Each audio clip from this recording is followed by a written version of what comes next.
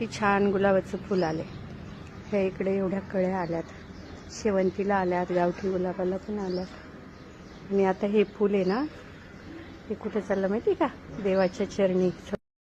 आता हे फुल चाललं देवाच्या चरणी समर्पित व्हायला. कसं असतं, फूल असो माणूस असो, त्याचा शेवट हा शेवटी एक तर देवाच्या चरणीच अर्पण होतो. ही सृष्टी ज्यानं निर्माण केली त्याच्यातच परत ते विलीन होतं. मस्त नाही का? आता हे फुल घेऊन मी जाणार आहे मंदिरात. मस्त आहे ना? ही सगळी फुलं आहे ना, जशी सकाळी मला आवाज देत असतात आणि म्हणतात की आम्हाला पण येऊ दे तुझ्यासोबत देवाच्या चरणी समर्पित व्हायला. असं मला वाटतं की हे फुलं मला आवाज देतात रोज, आणि मी यांना माझ्यासोबत घेऊन जात असते मंदिरात.